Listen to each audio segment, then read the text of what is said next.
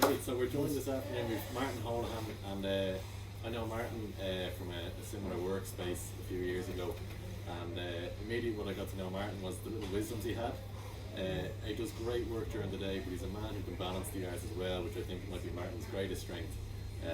Yeah, a really strong foundation throughout his day and helping others, and then he has a bit of that creative genius definitely in some of his lines, so it's a pleasure. And I'd also like to rejoice in Martin that he's the man for every stage, whether it's opening a book in Hodges or the local community cafe. He's always the man to show up as a true working poet. So with that, I'll pass over to Martin.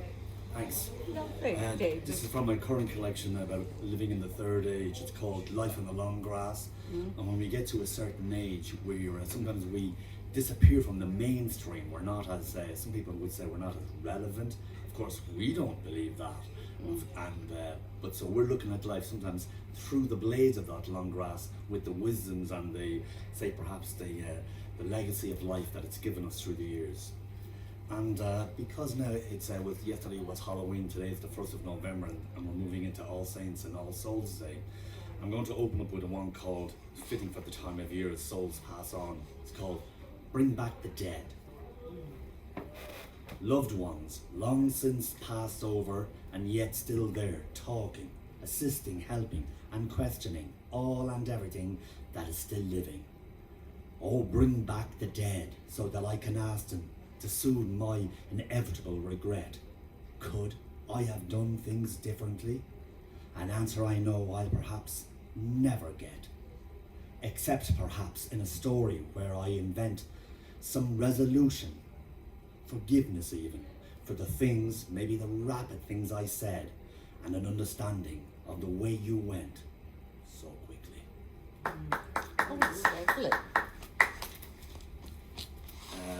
Again, when we, all through our lives, we all have ambitions, and our ambitions fatten and enriches our lives, but sometimes we don't always get to live out those ambitions because other things like take over. Marriage, life, family. And this is all about, even if you are getting older in life, you're still chasing something. You want to get to somewhere that you think you'll become more whole. This poem is called Tomorrow Will Be Different. Tomorrow will be different, and not a day later, where I reach in and from within I begin to what is I know, what I have to do, and much like you and him and her, I'm sure, to do all the things I said that I would, that could actually make a difference in reaching the place or space where I know perhaps I should be by now. Oh, the weight of it, the thought of it, 'twould nearly make you push back against it and swing a little in the wind. At least I have the day to be of sweet deliberation. At least I have the day to give a big breath out, a nice soft breath in, and to still acknowledge that tomorrow will be different.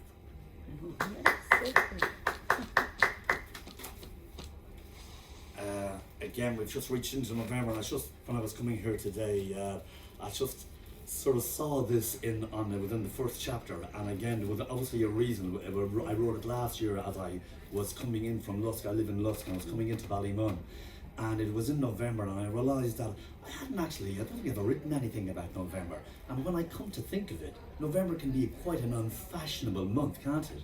Like, weddings, people are not getting married in November. You don't say, oh, I had a cracking cracking night in November last evening, So I thought, hey, I'm bringing November into the party. So this is called November's Time to Shine. At last, it is November, and the real winter proper. To see the mist and the dark roll in, and what it has to offer us, as it gleams and glistens along the grasses, grey coating the daybreak air like a canopy of protection that keeps us wrapped up warm and lovely in here.